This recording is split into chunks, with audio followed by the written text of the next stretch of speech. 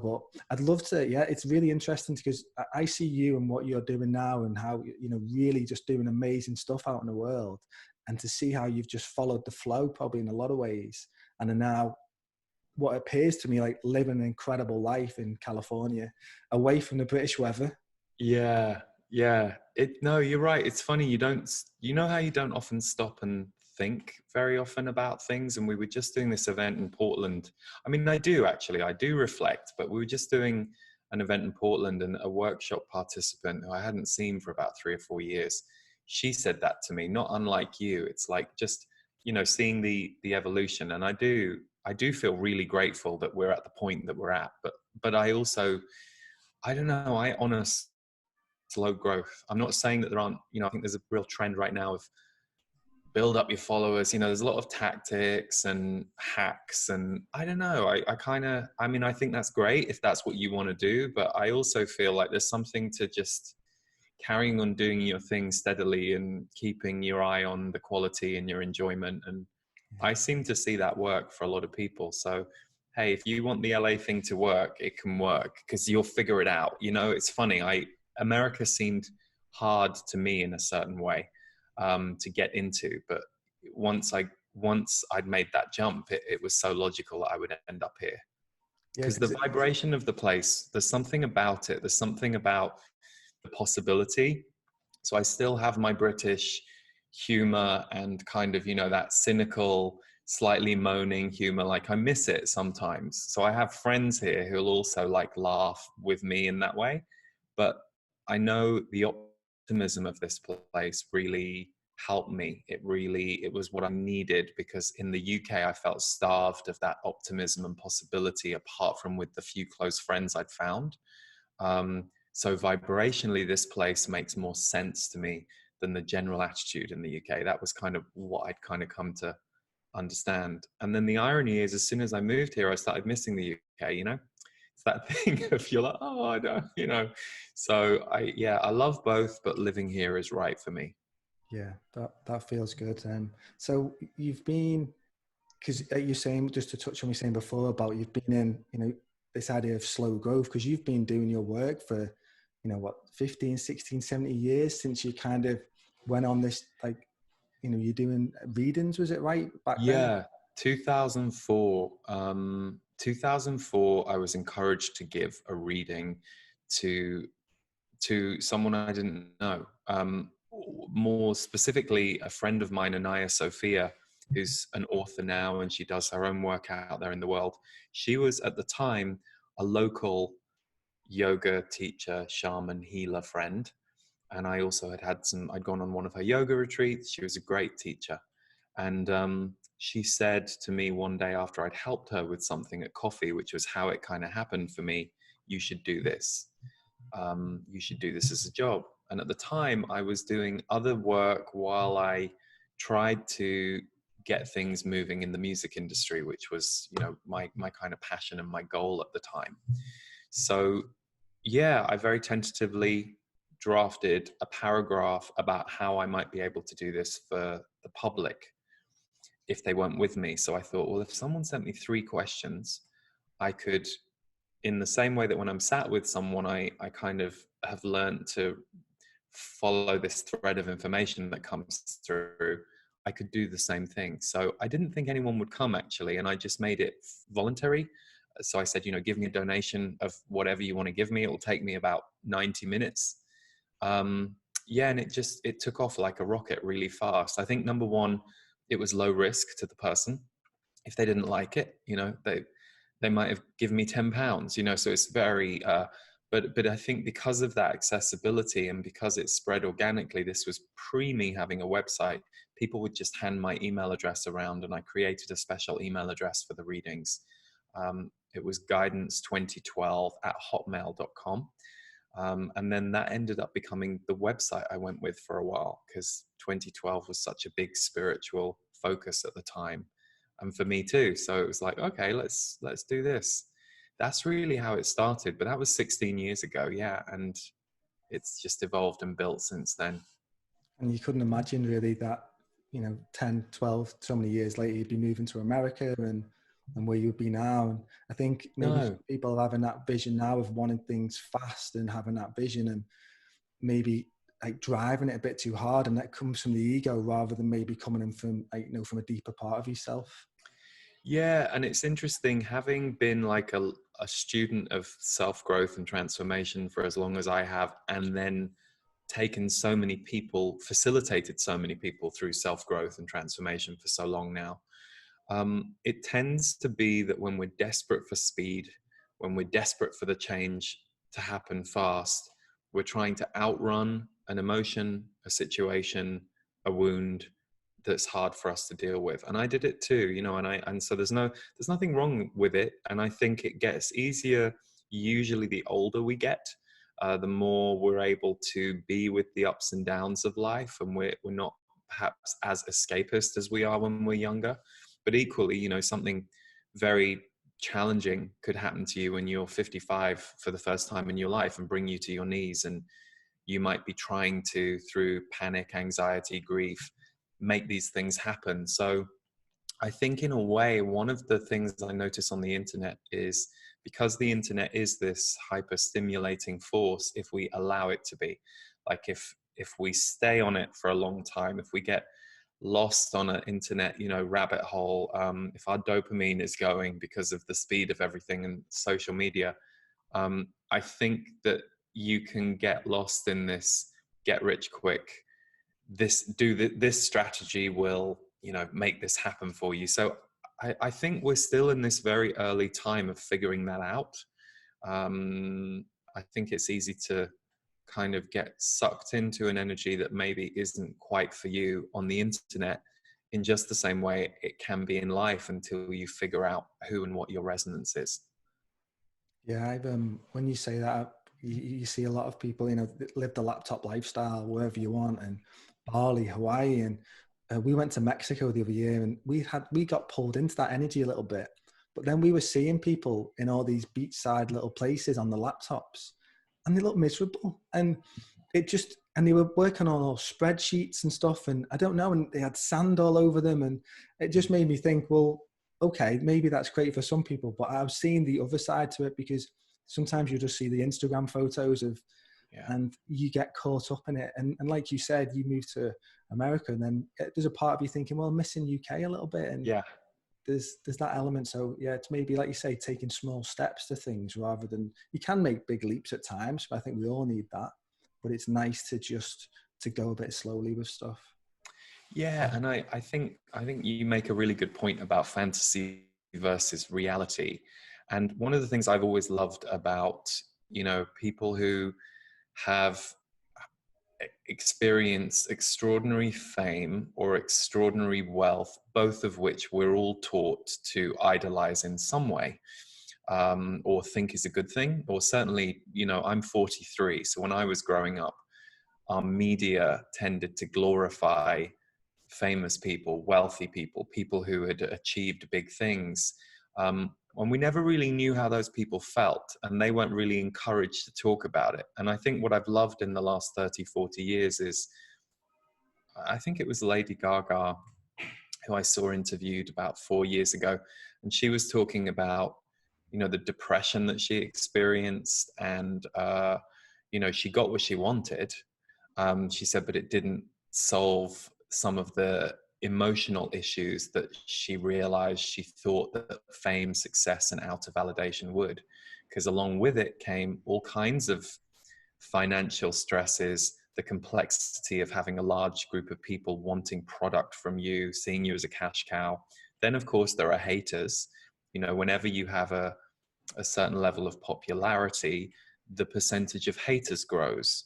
It's just a percentage game. You know, no one can be liked by everybody. So handling that level of size is I think something that we don't talk about enough. And we sell this dream idea, exactly as you said. Oh, you could be on your laptop in Bali, and, you know, if you're sat at your desk in the cold with the rain outside, miserable in your job, that seems like the perfect solution. But, you know, then you'll get to Bali and you'll have a little bit of a romance period for a while, and then suddenly you'll be like, oh, I've got to keep getting on that laptop, or, oh, doesn't feel quite the way the Instagram advert sold it. And there's nothing wrong with an Instagram advert unless we are mindlessly projecting onto it, which to some level, none of us can help. We're all going to project at some level. But I always say that, you know, the kind of person that you want to find as a teacher is someone that you can identify with, shares your values,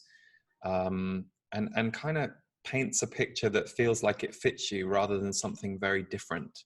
You see that a lot in the spiritual world too. You'll see people staying with spiritual teachers or gurus, trying to become more like them because they have some idea that their life is better, and they're struggling, but they're still there 4 years later thinking there's something wrong with them, rather than going, oh, maybe I got everything I needed from this person. Maybe it was these 4 things that they were able to help me alchemize, and these other 8 things I'm trying to find, peace, enlightenment, they're never going to come from that person's yoga pose, even though they keep trying to force me into this yoga pose that's not really, you know, it's causing me pain. But I think we have an unexamined, we have a habit of not examining other teachers and not seeing them as people and as flawed as the rest of us. So I think you can go, oh, well, I must do exactly what Tony Robbins did. No, Tony Robbins's path worked for him because of who he was as a personality, because of what he was going through vibrationally in his life at the time that he was on his rise to success, and also because he intersected the world at a time that the world needed what he had. So you can't follow Tony Robbins' strategy and have it work for you unless you are very much built the same way as him, or in that same circumstance of time meets opportunity. And so there's nothing wrong with, I think, any of us offering strategies to people. But I think one of the things I try and do in my work, and I think we all have to try and remember, is somebody might have a piece for us, or they might have 20, but we are supposed to create our own unique path. None of us should be copying someone else or trying to copy someone else. And I think the negative side of social media can be that this comparison culture has kind of gone nuts. But I also think, you know, it's kind of good because it's making people suddenly really see comparison culture, how that has always existed in us. But I think things like social media can amplify the honesty and the dishonesty of that. So it's definitely a time where I think we're having to navigate our way through all of that and figure out what's our truth. Yeah, that's really, really well said. And I watched your recent, one of your recent podcasts, which was talking about dealing with criticism online. And it came to me just really interesting. Again, like I said to you before about the energy updates, seem like they've been, like you've spoken them just for me. And I just actually got some online criticism recently myself. And I actually watched your video before I even responded to any of the criticism. And I was like, okay, because in my mind is reacting, thinking, say this. My ego, you know, getting wounded or triggered, and I'm like, no, I'm going to sit with this, and I'm just going to breathe into it, and I'm going to say, actually, which part of me is feeling resistance to this, or is feeling hurt? And if it's just a part of my ego, you know, I don't want to get into a tit for tat. I'd much rather, so I just sat with it, and then the day after, I responded to a couple of them, and I just left some of them, and I thought, I'll say what I feel like I need to say. I'll do it in a nice way. I'll be as light as I possibly can. But it's still tricky because I remember you saying, like, you know, we could get 10 great comments, but one small negative and, you know, that negative bias that we have, we just get onto it. It can stay with us. I'm in the shower, I'm thinking about it. I'm making my tea, it's running around my mind. I'm going out for a run, it's on my mind. So it's really interesting to hear the way, you know, you talk about that. And maybe it'd be quite good if you could just, you know, just reflect on that a little bit now for the listeners. Yeah. Well, I'm really glad that helped. So that's cool. Yeah, I think, you know, so the video is on YouTube, and because I recorded it probably 2 or 3 months ago, but I think the key points that I normally share around dealing with online criticism is it will happen. It's a numbers game. You know, you can't have 500 people like something and not have 3, 4, 5 not like it. Number one, you've got to ask yourself about the mindset of the critic. Sometimes somebody is going to say, oh God, I can't stand this person, and just what a load of rubbish. And, they've just got it in for you. And they're just, so then you go, okay, they just want to take me down. That doesn't feel good, but they've clearly got it in for me, and they're venting their spleen and they're using me to do it. Who knows what's going on in their life? Who knows who I remind them of? Who knows, okay. I wouldn't want to sit and write all that out in the comments. So we're clearly different people, but okay. Then there's the kind of criticism that can actually be really useful. I remember somebody once criticizing many, many years ago on YouTube, someone kind of saying, yeah, I like what he's saying. This is about one of my videos. Yeah, I like what he's saying, but I wish he'd get to the point quicker. And I remember, I was trying to work on that at the time myself. So I didn't disagree with that person. So sometimes someone might say something that helps you improve. So that's great. But the thing that I share on that video is you might get criticized 8 different ways. Someone might not like your hair, your face, the way you look, your accent, your topic. They might just have it in for your topic, in which case, that's happened to me with channeling. It'll be like, oh, channelers are frauds, and I'm like, oh, okay, well, I don't agree with that, so I don't even need to investigate that. But they might say one thing that gets under your skin. They might say, God, he's just not very intelligent, and suddenly you're like and you realize your wound, your fear that you're not intelligent enough, your father or your teacher who used to say, oh, you're just not very intelligent, are you? It's still in there. And what they've done is they've put their finger on the button. So it can be a really good chance to self-examine. And then I think in terms of responding and dealing with it, I don't write back at this point because we put out a lot of content now. So there's, lots of comments every day on various platforms. So I don't really engage in the comments because I would rather focus on the work. But I've seen some people brilliantly respond to comments. They do it with humor, or they do it in a very compassionate way. And that's part of what they're doing. And I have in the past responded to some, and it's gone well. And I've managed to be able to have an actual conversation with that person about their criticism. And sometimes it's really transformed, and I've learned something and they've learned something, and all the community have gone, this was amazing watching this happen. But other times, I remember at the very beginning, if I disagreed with someone's disagreement of me and I went back to it, 9 times out of 10, and this is based on reading the energy, they don't want to change their mind. They've made up their mind, they're bold enough to say it, and they don't want to even consider. So I think you have to make your own decisions about how you respond. But what you can't avoid when you've seen a comment is noticing an inner response.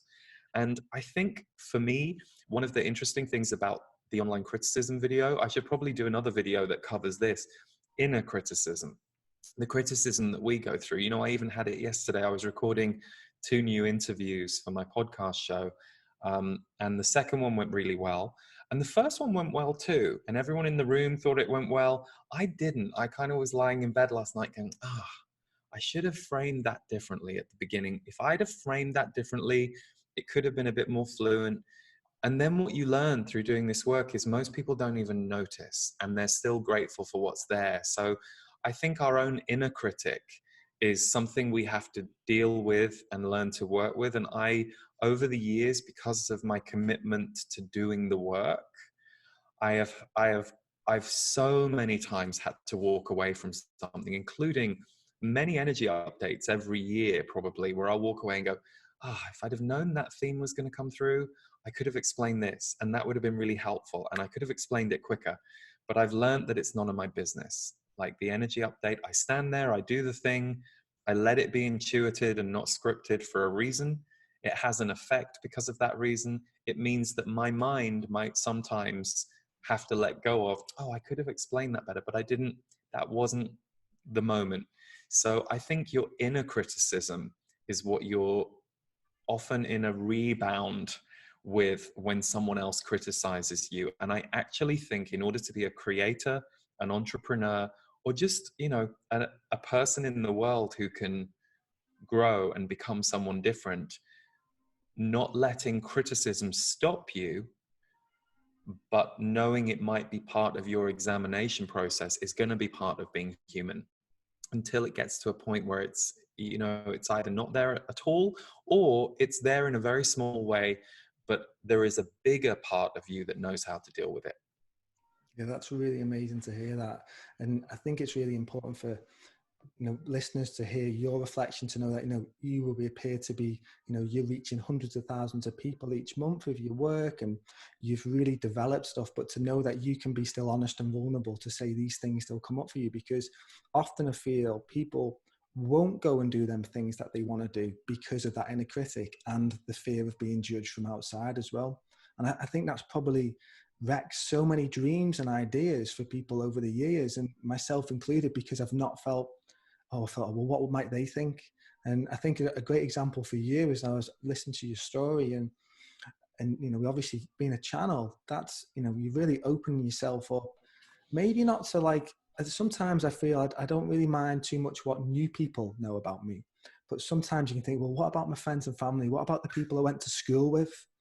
You know, the people that I've got Exactly. them really strong ties with. So, you know, for you to be so brave and do that, I'd love to hear just a little bit about that time. You know, God, it's so funny. And this goes back to the online criticism. And this is one thing that did hurt me early on.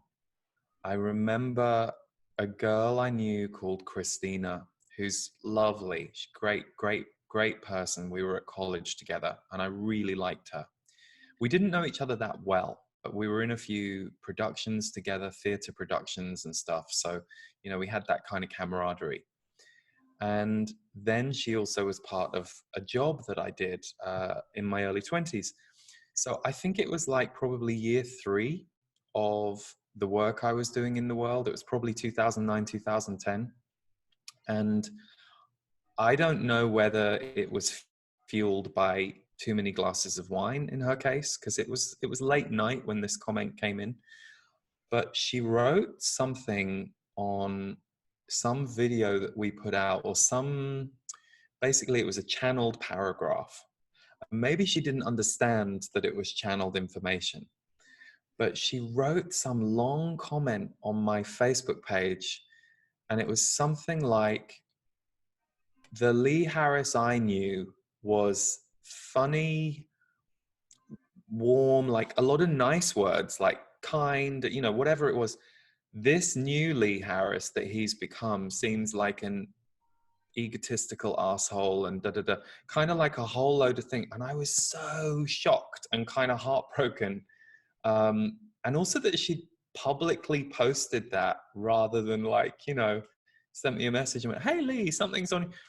But it was really helpful, because at the time it hurt, and I wanted to kind of, and I hadn't heard from her or seen her for years, but it was actually really helpful to me in understanding the kind of attack or judgment I might get, and understanding the difference. And that's the tricky thing, that because a part of my work is channeled, um, you know, it's hard to stand for something that isn't quite your voice or your language or your way of seeing the world, because I cannot claim to see the world the way that my channeled information sees the world. Some of it I do, and some of it has greatly changed my way of seeing things, but a lot of it is new to me, or is a level of living that I am not embodying every single day. And that's just the nature of channeled information.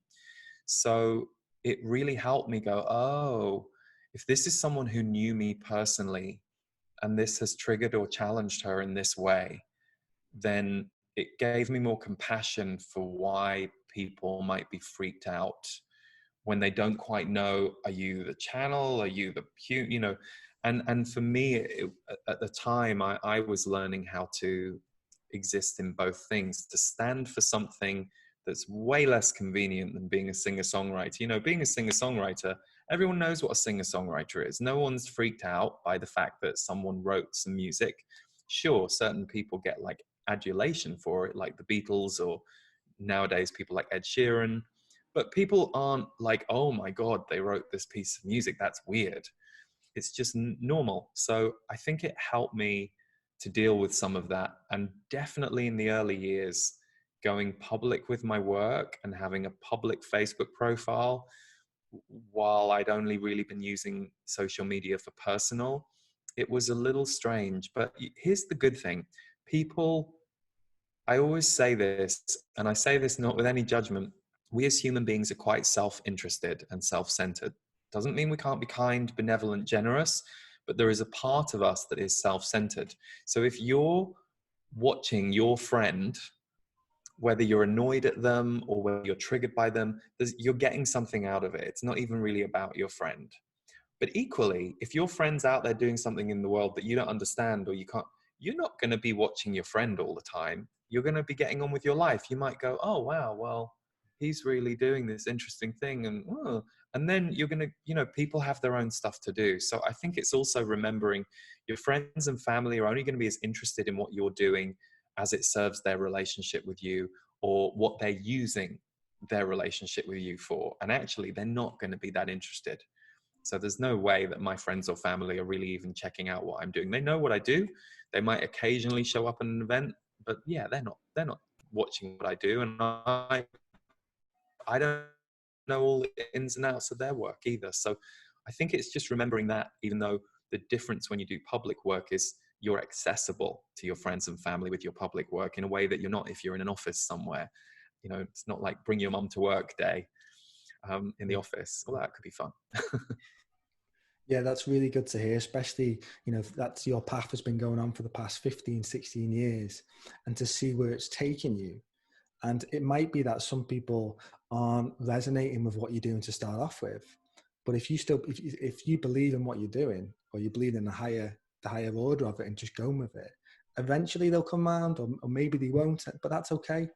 But where you are now, and it's the work that matters, isn't it, that you've been doing, and the amount that you've been helping people.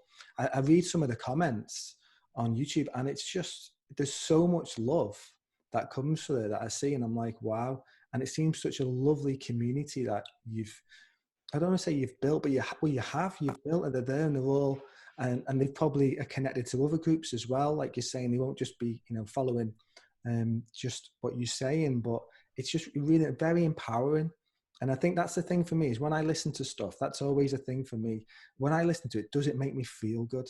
Like I listen to Bashar a lot. I got into Bashar in about 2012 and almost been like a bit of my sidekick for quite a few years. And I was fortunate to have a session with Darryl a few years ago, and yeah, and it's like, and I go on, how does it make me feel? Do I feel like this uplifts me? Does this, like, can I do something with this energy? And I have the same with yourself and other people that I follow. So it must feel really good for you to be doing what you're doing, but to know that you're helping so many people. Well, I love that you said that, the barometer of does it make me feel good? Because I also, in my own journey, there were some people that I was a little bit compelled to watch, but they would make me feel uneasy.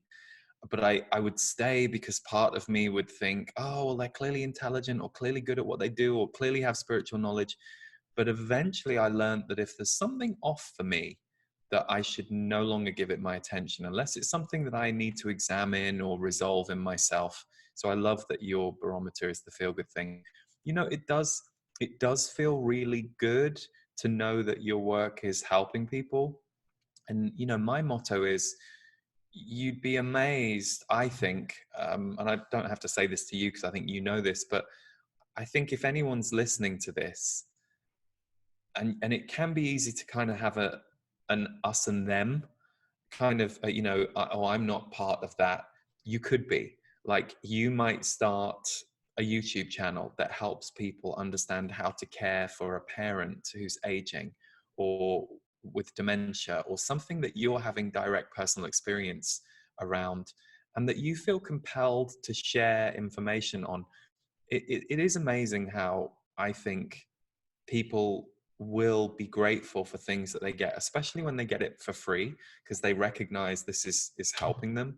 But that's why it's actually really good for me to do the live events I do and have the meet and greets at the end, because I really get to hear what it's doing for people. Those are great chances for me to listen.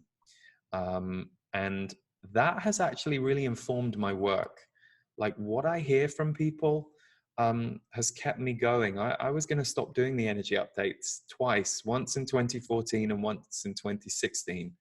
And both times it was live events and people like holding my hand at the end and going, they have kept me going. And I was like, oh, okay, well, whatever my misgivings or issues about these are, I have to get over it. And I did. And it was, you know, they're a bigger thing than you. And it's nice to feel that something you're doing can be affecting others that way. And the way I always connect to it is I think of how grateful I am to the people in my life, or you know, like Elizabeth Gilbert was huge for me for a few years and still is. I still love her energy, but I would put an interview with Elizabeth Gilbert on when I came home from tour dates and was tired, and I would watch her energy and her light, and that would do something for me. So I think it's always hard to see yourself as that important for someone else. It's a bit surreal, like when someone says, oh, you're my favorite person, I listen to you before I go to sleep. I don't really understand that as me, but I totally understand being in the position they're in with other people. So it's like, oh, well, great. If that's what it's doing, I will never see myself that way.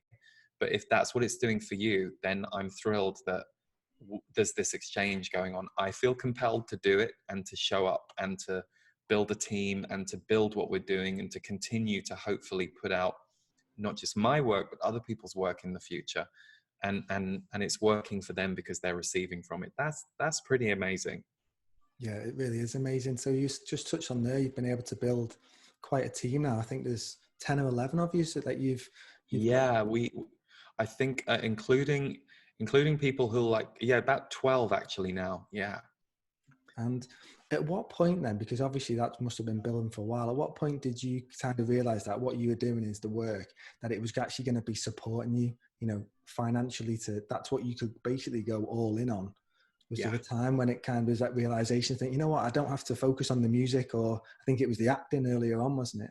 Yeah, acting was my childhood, and I think that was my escape. I think, you know, acting and becoming someone else in another story, because that was my thing. I was a character actor. I didn't have a great sense of self-identity beyond being a creator. Like I really felt I was a creator, but I was very confused about life and about being human and all that stuff.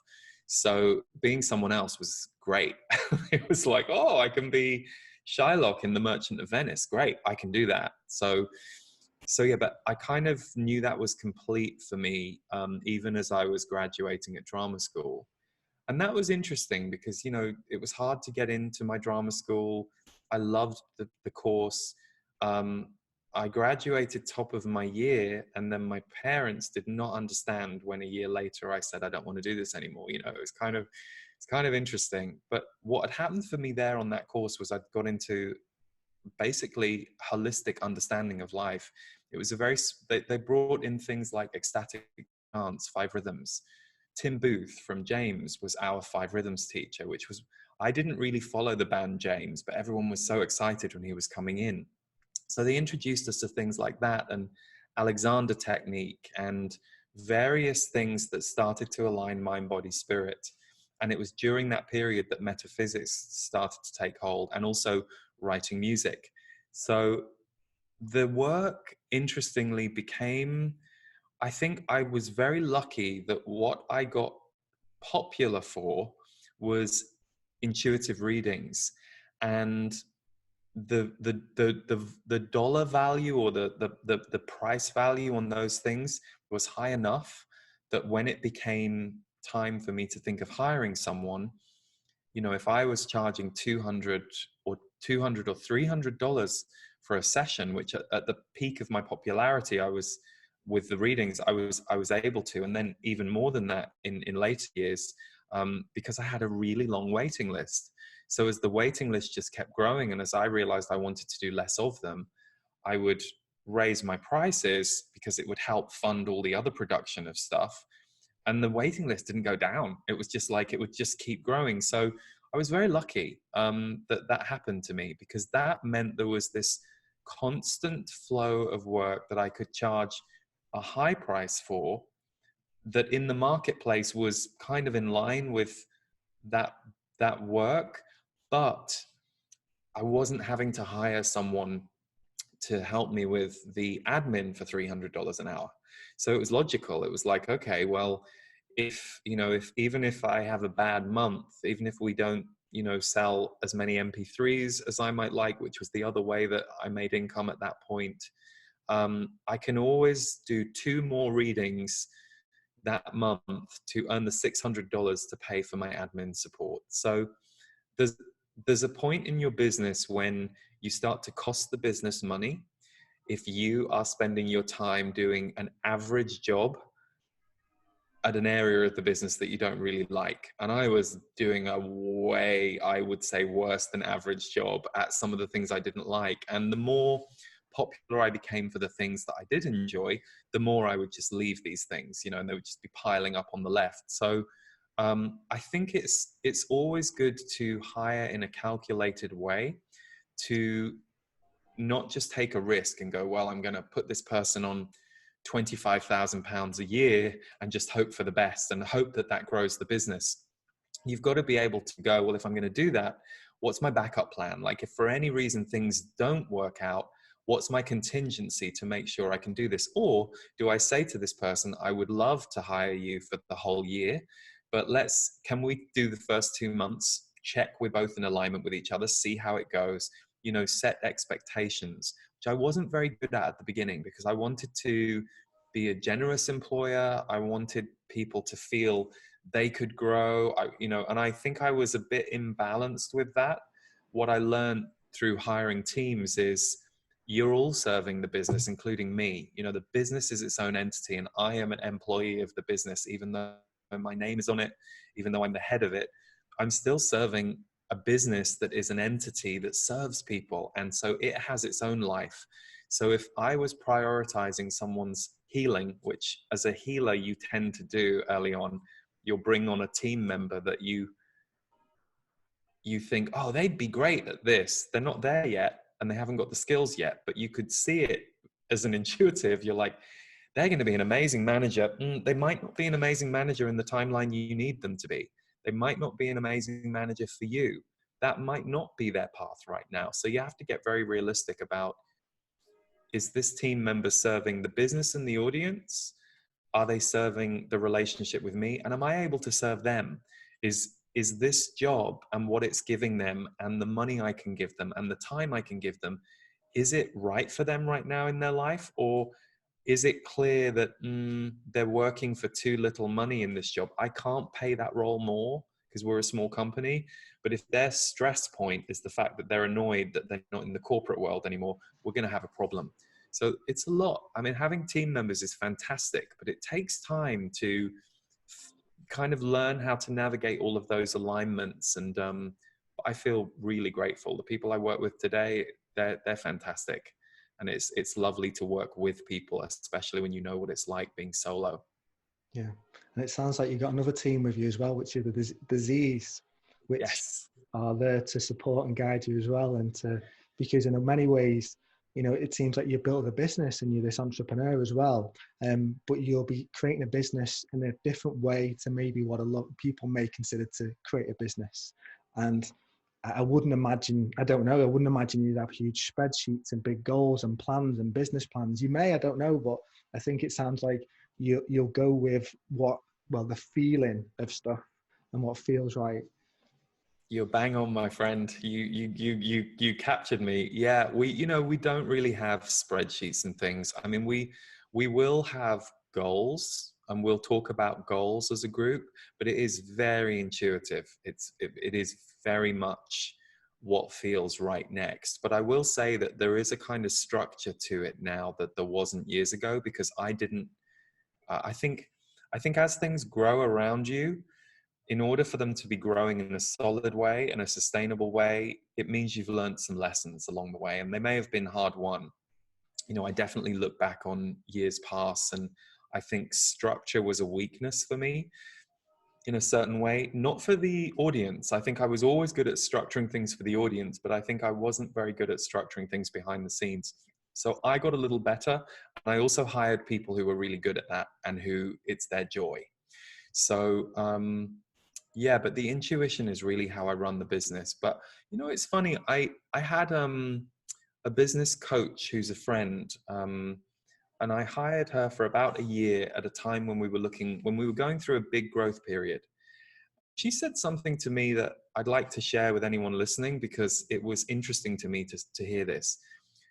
It was the year that we became $1 million business. The gross revenue, not profit, but the gross revenue was $1 million. And it was, I think that would have been, where are we now? 2020. It was 2018. And at the end of that year, she said to me, congratulations, she said, on achieving this. Because we'd taken a big jump. I think we'd grown about $300,000 that year in revenue. And she said, congratulations. She said, she's been a corporate executive of $1 million budgets. So she knows the corporate world, but she's also a channeler herself. So she knows the intuition.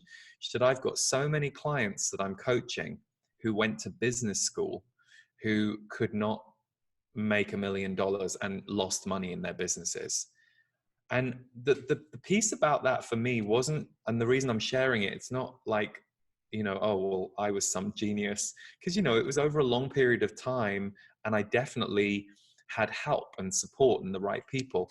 But I think the reason I share that is because I didn't go to business school, that was always in the back of my mind. And when I was with her, I would always feel very inefficient because, she'd talk to me about big technical terms that I was learning with her, and I wouldn't know any of it. But I thought what she said to me was really empowering and really important. And I think I know if I was feeling inadequate as a business person, yet not really paying attention to the fact that, hey, you might not know all the business terms, but look, you're doing this thing. Thanks to the support of the people who follow you, this thing is happening, and you've figured out how to not make it crash and instead keep growing. So I say that to anyone listening because I think we can figure this stuff out, and I'm still learning every year about what a bigger business requires. But you learn it as you go, and you don't have to, like you said at the very beginning, you don't have to be perfect. It doesn't have to all be in place for you to start. And in fact, if you wait for that, you're going to be in big trouble, because I could literally give you a list right now of all the things that we need to improve that I know are not up to standard. But hey, they're out there, they're helping people, and they're just a list that we're working through, that we're about to turn attention towards this area of the business, this product. We're about to overhaul my members community, the portal, which is serving people well, but it could be better. So I think things can always be better, and that's the job. Yeah, definitely. So talk about a little bit about the portal community then, and how that works. It's funny. The portal to me is a bit of an invisible. It's not invisible because we have almost 2,000 members in there, but it feels to me like a best kept secret. We do this 90-minute call together, which I do sat here. It's live over Zoom, although a lot of the members aren't live. I would say about 30% show up for the live call, and then everyone else watches the video replay. But I do a deep dive on the energy of the community. So it's a bit like turning my attention, the energy update, onto this smaller community. The energy update reaches these days between all the various platforms anywhere between 300,000 and 400,000 people a month at the moment. This is a community of 2,000. So I zero in on that community and read the energy of the group for about the first 30 minutes and give them various ways of seeing things, dealing with the things that are going on. Then I take questions for an hour. And I do about the first 30, 35 minutes questions that come to me like this with my intuition. And then I channel the Z's. And the Z's get through questions faster than I do. And so the 90-minute broadcast is really like a healing call. And by the end of it, we put the time points of each question so that if there was a certain question someone wanted to go back to, they can find it in the broadcast. Or if they don't want to watch the whole broadcast, they can scan through the questions, go, I'm interested in that at 42 minutes. And then Stephen, my husband, provides Qigong every month. And it's about a 30-minute sequence from him on video that he bases on my energy update. So he will take all the themes of my monthly energy update and he will create a qigong sequence to help support people in those energetic areas, which he films here, and we edit it and we put that out to the community, and members love that. And then the third biggest piece that people get every month is the MP3 recording. And these are real deep dives into consciousness. And most of the time, they're channels from the Z's with music from Davor Bozic, my dear friend, composer, sound healer. And we've just, the last 3 months in a row have been from Costa Rica, from Soul Magic. So in the evenings at my Costa Rica retreat, people will lie down with a yoga mat, pillow, blanket. We fill the room, and the evening sessions, we do 3 in that week normally, sometimes 4, that are 1 hour long transmissions from the Z's on various topics, with music underneath, and we often begin and end with a song. So yeah, those are the 3 main components of the portal. But then my favorite's probably the community, who all just share with each other privately, and get to talk to each other, process what they're going through.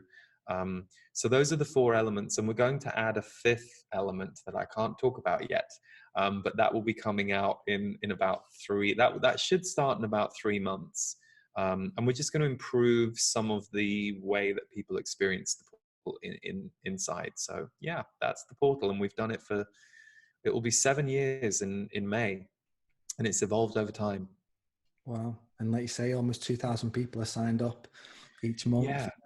That's so was that being nice just over 7 years? It's just, did it sort of like, is Yeah, that bumps it up, or is it we just? started with 100, and I want to say it was like 140 or 140 something, which was amazing. I was like, wow, and actually, it was a smaller thing. We didn't have Stephen in there in 2013 because I didn't meet him till 2015. But they would get a recording each month, and they would get the broadcast. But also the recordings have, in terms of production quality, they've gone through the roof. I mean, the recordings, Davor spends 30 to 50 hours on a recording every month. So it's not just me on a dictaphone with a microphone, which it might have been a bit more like that at the beginning. No, these are fully fleshed out original composition productions. We'll have violinists, guitarists go into his studio to create these recordings that are really only found in the portal. So yeah, a lot of energy goes into it. And it's amazing how the music's such an amazing, strong part for you, because that's what when you're going way back, when you're in your teenage years and stuff, and you would have never thought that how that music would have played into what you're doing now if you would have just stayed being a kind of, a singer-songwriter. Yeah, it's so funny, isn't it? And it's funny because I kind of walked away from that in order to do this. So I never thought it would come back. And I kind of made my peace with it. It was hard. It wasn't easy because I loved creating music. But then, funnily enough, it was the encouragement of people to do it. We sang a couple of songs at a couple of seminars. Just, it wasn't really, it's not that it wasn't planned. We did plan to do it, but it was people's response to it that made us start to really include it, because music's so universal. I think, we all love what it does to our bodies. So yeah, and it's nice when we've created original songs that people like to sing along with as well, because then there's 2 things going on. You're giving them a song, and then they're joining in. It's kind of great. Yeah, that sounds amazing. I'm definitely going to be delving into the portal. Awesome. I think it's my time now and it's interesting with me doing this interview, and even though there's a part of me when I'm getting in touch with people thinking, oh, that'd be great for me to share it, but not realizing how powerful effect these interviews are having on me as well.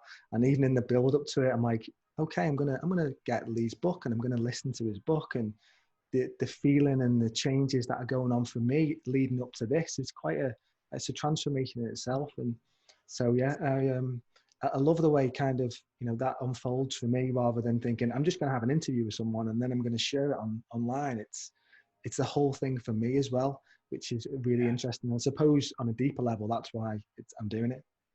Yeah, well, it's funny because yesterday I just did an interview with an author, and because my publisher reached out to me and said, we've got this new author and we think you'll really like her, and she's coming through LA to do some other interviews. Would you have her on the show? I got to read her book. I would never have read her book. And I loved it. And her story is about sobriety and how sobriety gave her a major awakening. So it was a slightly different slant for me, but like you said, you get to have a different experience. And like I said to you before we got started with this conversation, although I don't know, maybe there was no before, maybe this is just I don't know how much of what we said at the beginning you include or not, but just what you're doing, there is, for me too, I was looking forward to meeting you today, because when the request came through and I saw your website, there's a vibration and an aesthetic that you have put into your website that very clearly magnetized me, because it's so nice. And then first thing I said to you is, wow, I love your gorgeous space. And you tell me that design is, part of your work. I'm like, oh, that makes so much sense, because you're bringing a lot of harmony through the design element, which is its own encoding. Thank you. That's really nice to hear from you. I really appreciate that. So it would be, I'd love to hear about the Z's a little bit more as well, and to, and to find out, from you more about them and how they come through you and the impact that they are having. And do they have a particular theme that they talk about generally? Yeah, so I first met them when I was 22. I was on the Tube, the London Underground. I was going to my work in fundraising, and I was sifting through all the thoughts in my head, and I'd never heard them before, although they've since pointed out childhood experiences, including a recurring dream that I used to have that was them, which made so much sense. In the dream, it's the only recurring dream I ever had in my life. And I kind of forgot about it for quite a few years, and then it came back.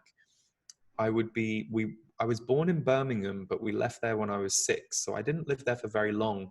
But the house we had in Birmingham was just a typical 2-story suburban house, and I would go downstairs in the dream, and all I could hear in the room was television static, which if you're very young, you might not know what that is. But for those of us who remember, there was a time when television would stop at like midnight. And if you turned on the television, there would be nothing broadcasting apart from this black and white kind of, I don't even know what the screen, how you describe it, but the sound would be like,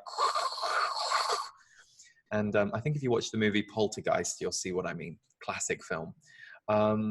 And in one corner of the room was this, I can't say she was a woman because she didn't seem hugely human, but I knew she was a female figure. And she had like a big blonde afro, but again, it wasn't an afro. It wasn't necessarily, I'm putting 3D terms onto something that I think was more amorphous in my dream. And then on the other side, there was a man, both of them wearing like robes, like to the floor. And they were both doing this. They had their hands either side of their mouth and they were going. So they were speaking, but I couldn't hear anything because all I could hear was this television static. And I remember in the dream, I didn't feel frustrated, but I would just like look at each one in turn for a few minutes. And then I'd go to the other one. I couldn't hear what they were saying. And I knew they were trying to tell me something, but I just couldn't hear them. And years later, I was like, was that you? And they were like, yes. And I was like, okay, now that makes sense. So they said they've been with me all my life. They're my guides, that all of us have guides. It doesn't mean that everyone will hear them. It doesn't mean everyone wants to hear them, but that in much the same way that we're connected to other human beings on the planet, we're connected to other energies, entities, and they said, if you could lift the veil of your 3D seeing and see the world of energy around you, above you, below you, you'd blow your mind. So I always think of that when I see science programs that show all the bacteria and the life that we can't even see that's going on around us. So my guys, when I first met them and I figured out it wasn't schizophrenia, which at first I did wonder, I was like, I'm hearing this voice, but it was very, it wasn't even what they said, it was how they made me feel. So I would go from being very kind of, oh, this isn't working in my life, and oh, how am I going to deal with this? And then they would say something about that specific thing. And not only would what they said make mental sense, but I would start to notice my body, my energy would kind of open out again. And I would be connected to spirit and openness in a very evident way. And more than that, the things they said would come true. They would be informative in the weeks to come if I went back and look at the notes that I wrote. So they explained to me, we're a collective. It's not just one of us. We're a group. But you hear me, the lead spokesperson, Zachary. A couple of years later, I met a couple of other energies in the group who both said you could consider that we are female or feminine energy, but they said it's not so defined as it is on Earth for us. It's not like male body, female body. And of course, these days, all of that's changing for us as feminine and masculine energy become less defined on Earth, which is important. They get to harmonize more. But after a few years of hearing the three different voices and channeling through the three different voices, they went back into one group, collective voice. And they said, it's important now that we just are a group. So the reason they're called the Z's is because people used to call them that. I used to say, this is a Zachary channel, this is a Zachariah channel, this is a Zayadora channel for about 7 years. And then when they rehomogenized, people would still go, oh, is it the Z's? So it was other people who gave them that name. And they've explained that they say you can think of us as two things: a voice of galactic source energy. So they're not angels, they're not humans, they're also not aliens. They say we're travelers and we're connected to all of it. But they also said, think of us as a consciousness library. We're a collective of 88 energies and beings, but we then also channel. So we extend into everything. And they said, it's no different for you. They said, you as human beings think that you are this one defined identity, but you aren't. You're completely influenced by all the people who raised you, all the people you've been closest to, and the man or woman that you just walked past on the street and how they felt. So several of them have been incarnate on the earth, which I think is why whenever I've encountered Pleiadians or energies that identify as alien, they can come across as a bit colder than, say, I ever find the Z's, even though I don't think of the Z's as human either, very clearly not. But I think that might just be because of some of the experiences that they've had. But they also said they use my empathy and emotional signature to communicate the right frequency at the right time. So that was the other thing they taught me. As a channeler, you are part of the equation more than I had been led to believe channeling was created. I always assumed, wow, Jane Roberts, and I know Jane Roberts was a trance channeler, so that's a different thing, or I'd assumed Esther Hicks is absolutely nothing to do with Abraham. And they say, no, that's not true.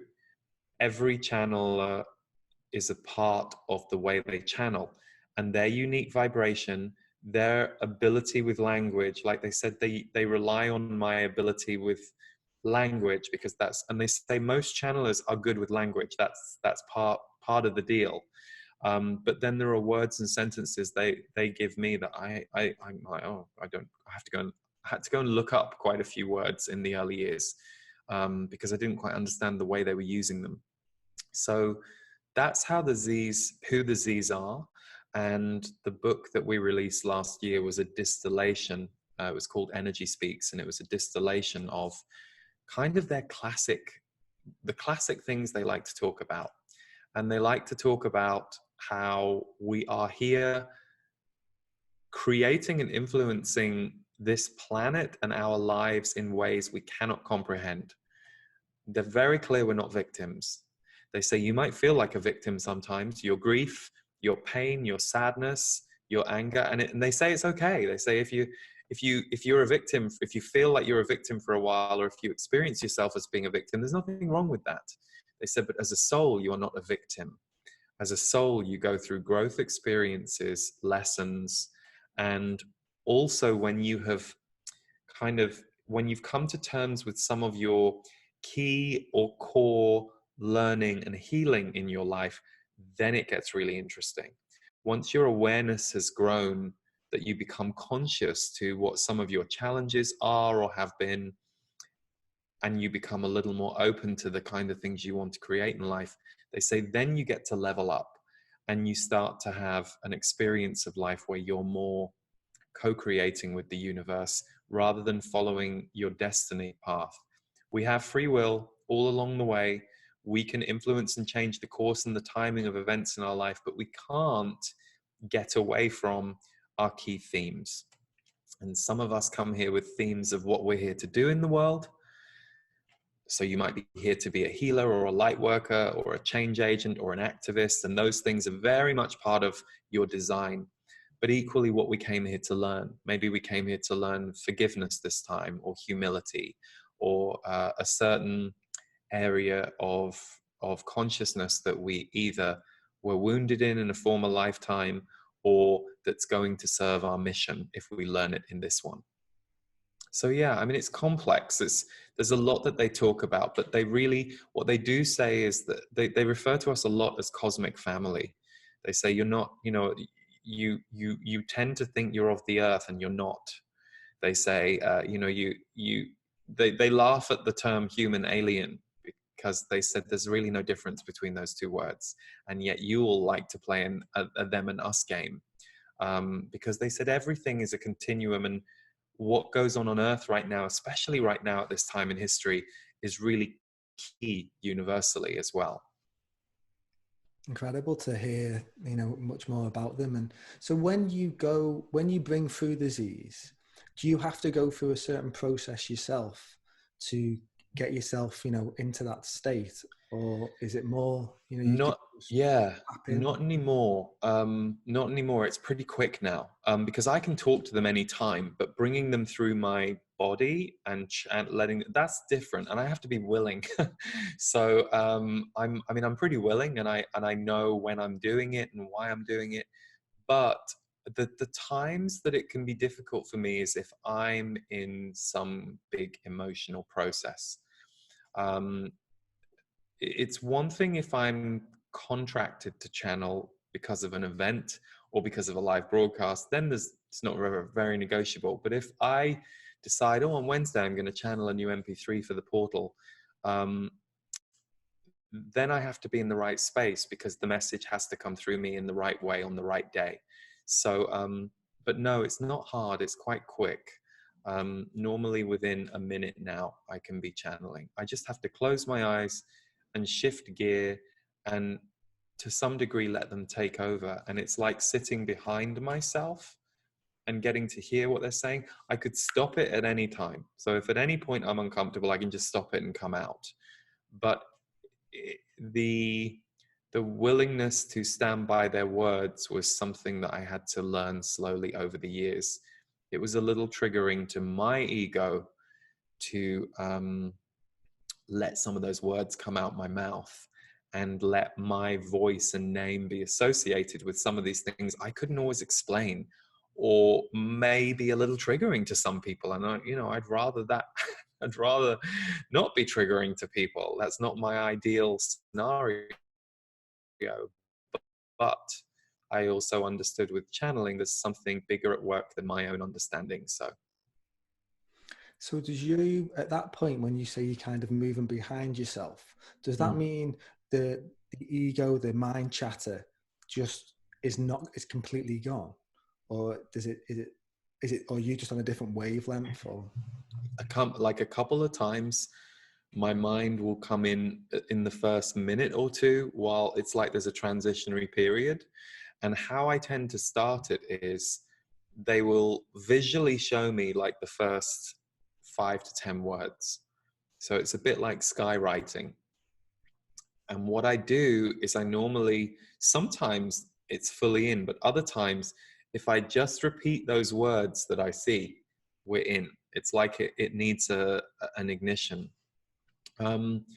What I've learned to do is to try to reserve my own listening to it for later. Not that I listen to the channels. I probably haven't heard 90% of the work I've done in terms of recordings. I review the sound. I review some of the music. I review the beginning and the ending. I listen with engineers' ears to the sound and the sonics, but I don't want to sit there and listen to the whole thing. But it can be, it feels great afterwards. It's like a Reiki session. It can be tiring, and it's not the kind of thing you can do and then, walk into a busy, crowded shopping mall and feel okay. But it feels good. It's like a cleanse energetically. Wow. Yeah, it's fascinating. It's something I've been really interested in myself, and have sort of played about with, automatic writing a little bit, and just journaling, and almost asking myself a question and seeing what comes back, and just going with that. And when I look back at some of the stuff that's been said, I'm like, wow, I feel like I couldn't have said that. Yeah. That is, wow, I'm pretty impressed with what that is. Brilliant. It was like I couldn't put my name to that, but it's obviously come through in some way. So that's awesome. That's great. And do you do it regularly? I journal regularly. I don't necessarily ask as many questions sometimes. Sometimes I'm just, depends what phase I'm in my life. At the moment, I'm just trying to get stuff out, what's coming up for me. But there is definitely times when I will just sit down and go, okay, what's going on here? What's the deeper meaning to this? Can I have some, help me get some perspective? I just like take myself back from it all a little bit. That's great. You're channeling, baby. That's No, it's really, one thing I always encourage people to do, because I didn't want to channel. It wasn't something I was looking to do. But I say we all can. I think when I first knew channeling, I was about 20. So it was about 2 years before it happened to me. But one thing I say to people now is, we can all channel our soul, the voice of our higher self. We may not all meet or identify a guide, and it doesn't really matter. Maybe it's great, and that's what you do, and that's what you're looking for. Great, perfect. But it's not really that important. But channeling for yourself, talking, asking, what does my soul want to tell me today? Letting that be an opening question if you don't have a specific question. That's really good for you, and it's really important, and it does access the higher wisdom that we all have access to if we choose to focus on it. And I think just the very act of you doing it, like you just described, is what gives permission for that information to be revealed for you. But if we never sit down with the pen and the paper, or the keyboard and the computer, nothing happens. I think that's one of the things that sometimes I've had to explain to people over the years. I realized some people thought that as a channeler, it's like you were donked on the head by a big sword of light, and you were somehow blessed that spirit would move into your life all the time. And for me, it's actually 9 times out of 10 that I place my attention on them and start a conversation. And it's 1 time out of 10 that they tap me on the shoulder and go, hey, we want to talk to you about this, or watch out for this, or we want you to do this recording. But most of the time it's co-creative. So I think it's great what you're doing. Thank you. Yeah, it's something I'm going to just continue. And I think what I like about the journaling and writing it down, I tend to do it at nighttime when I'm in bed, and there's no expectation of this having to feel like I have to share this anywhere. Sometimes when I'm doing my work stuff, or if I'm writing stuff, sometimes I can have that expectation, I'm going to do something with this, and that prevents me feeling like I can relax. So for me, journaling, it's like as if no one has to ever see this if they don't want. This is just for me. And I think as well, what's really helped for me is at this time, it can feel like the world's pretty unsettled, and there's a lot of challenges at the moment. And if you just suck into, say, sticking on the nightly news, or, buying into that drama, you can really get sucked into that and play that victim role, which is saying, the Z's are very much saying, we're not victims, we can come into our own power and ourselves. Yeah, that is, and we get that by coming into ourselves and being connected with other people that can help and lift that. So for me to have that tool for me, and also connect with you and listen to the stuff that you're doing and other people's, helps me navigate life in a more harmonious way, something without feeling like, I love that term where people say life isn't happening to you, it's happening through you. Mm-hmm. And the more we can realize that and what's going on outside, it doesn't have to affect us anywhere near as much as what it can do if you drop into, we've just gone through Brexit here in the UK, and there's a big election that's going on in America gearing up, and we've got all the climate catastrophes going on of Australia, and there's no doubt on many levels you can really feel it, and I can be like, whoa. But then on another side, it's like, okay, I can't let it feel like I can't do anything about it, so yeah. Yeah, and the other thing that I've realized is the more we cultivate that harmony in ourselves, the more that's what we walk into the world. It's like there's a reason that some of the people that I meet who have been meditators for 30, 40 years, they have an energy about them. And it's not luck, and it's not they're blessed, it's that they've practiced. And they have over and over again practiced bringing themselves to a state of peace and spaciousness, so that that has become more their normal. Doesn't mean they don't have problems, bad days, challenges, but it does mean that they've calibrated a new normal for themselves versus just being in response to the outside world. And sure, the news is designed to keep us scared. I'm not saying that we don't need to know some of those headlines. I'm not saying that it isn't good to keep in touch with some of the stuff going on around the world. But much of the news and corporate run news and government run news is designed to keep us held in place and held in the system that isn't working, but doesn't really want to talk about why it's not working. So yeah, I mean, there are certainly things that you have to learn to find your place with, and find your way of using the stressors in a different way, I think, while you're also cultivating good energy for yourself through exposing yourself to the right people, the right practices. Yeah, self-care is a big topic right now on the planet, because it's really needed. It's, figuring out what any of us need to stay in balance as much as we can, because these are imbalanced times, is actually really important. Yeah, and something you touched on there as well is like, these things that happen in an external world, we can use them as a thing to say, you know what, well, if that's the case, I'm going to do my bit about that. If it's something to do with the environment or anything, but whether it's Boris Johnson or Trump in power, often I think that can be a trigger for more people to say, you know what, I'm not having this. Let's come together as a group. These are the things that we can be doing. Where if we had all these harmonious leaders in place, maybe, just maybe, some of us might sit back and say, it's okay. They've got this handled for us. But it's almost like we're taking it upon ourselves to say, you know what, we need to change the direction of stuff. And we can all play a role in it, whether it's you reaching hundreds of thousands of people each month, or someone's just helping one person a month. Totally. It's just that feeling of, I'm going to be of service. I'm going to be of Yeah. service to myself and to others. And the more of us can do that, it's going to really help with this shift over the next decade or two. So true. So we'll see. And what do you get then a lot of support from the Z saying, obviously it's very traumatic at this time, or it might feel like it, but is there a light at the end of the tunnel, or is it?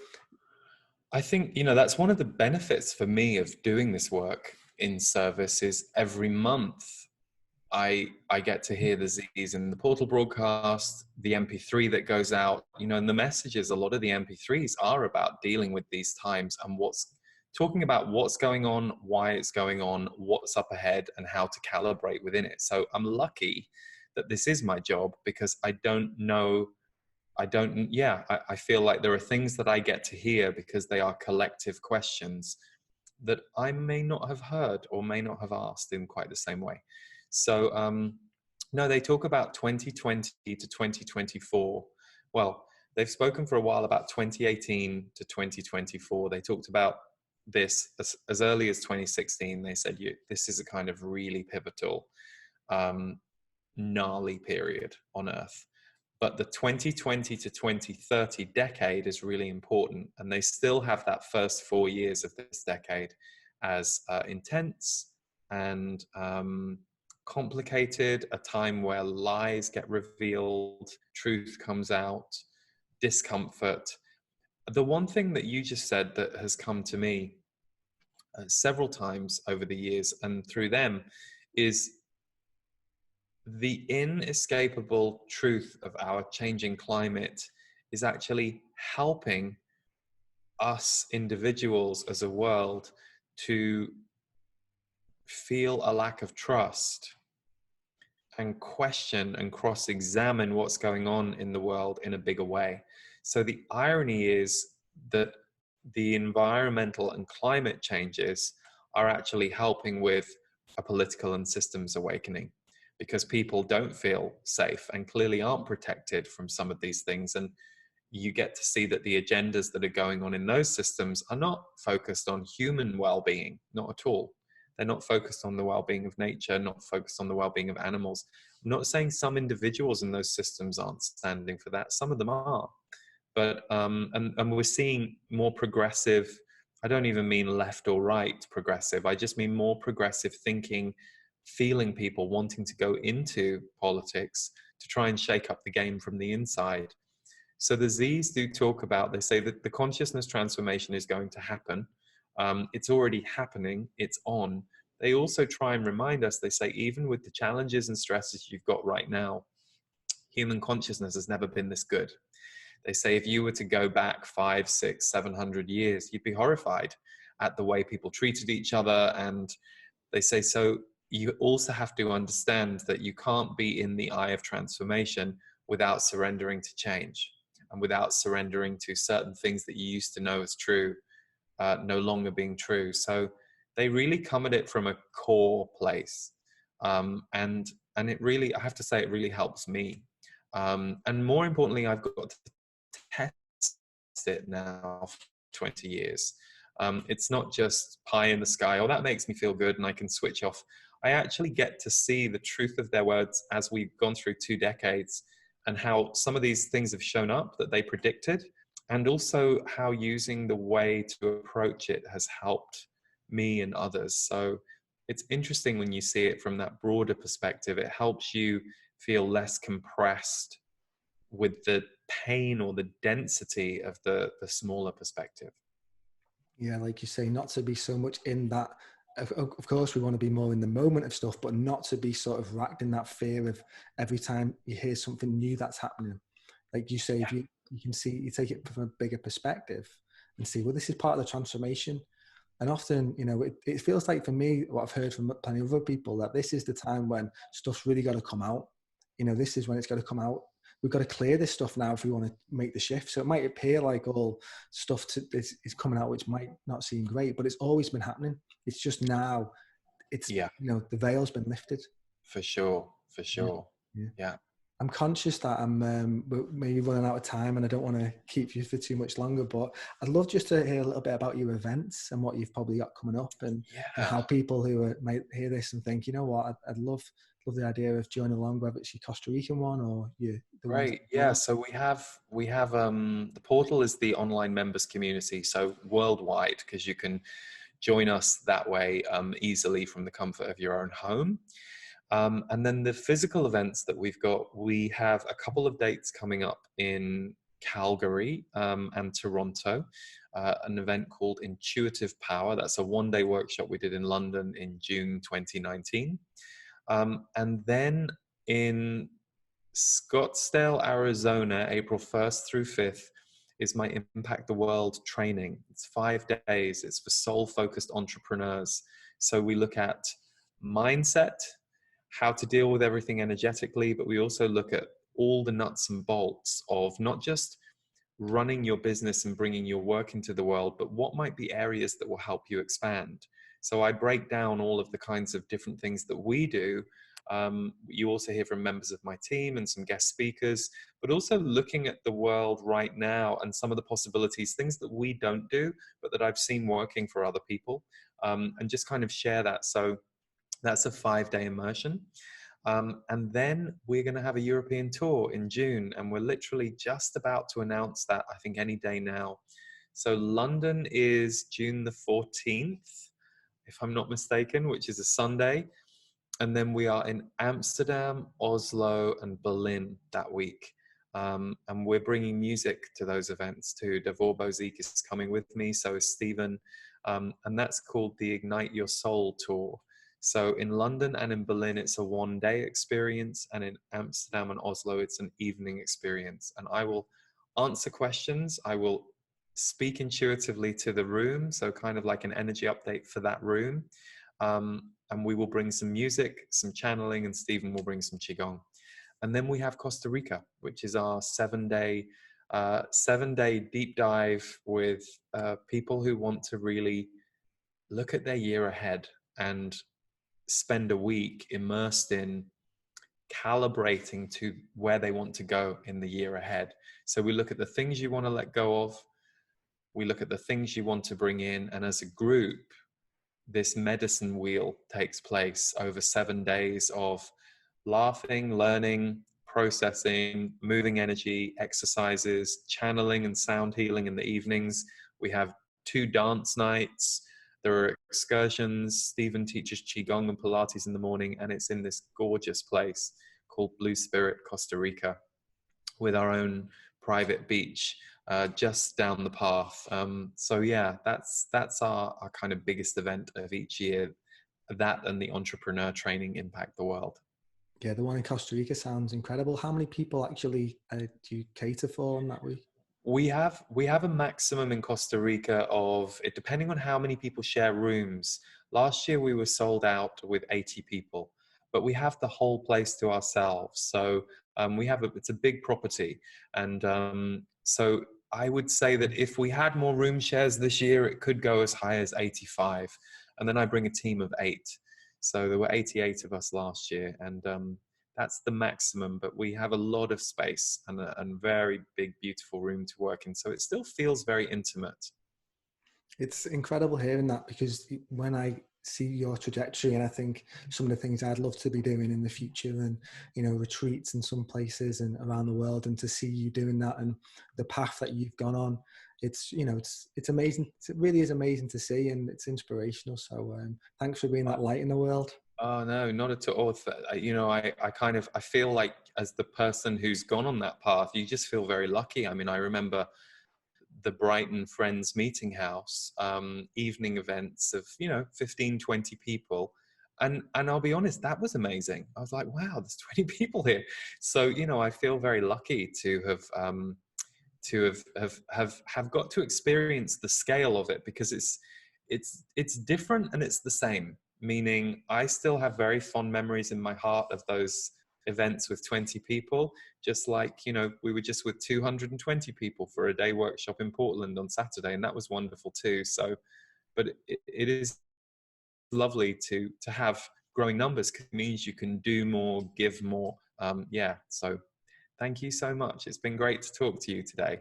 Yeah, as it really is. Just one last question then, Lee. I ask this to all my guests, and, this podcast is all about doing good, and you're obviously doing an amazing amount of good. But for anyone who's listening to this, what advice would you give them that are looking to go out and do their own bit of good in the world? Who you're going to become is not who you are today, and you will figure out who you're going to become only by starting. And it's only as you do each next thing that you start to be able to do bigger things, richer things, learn more.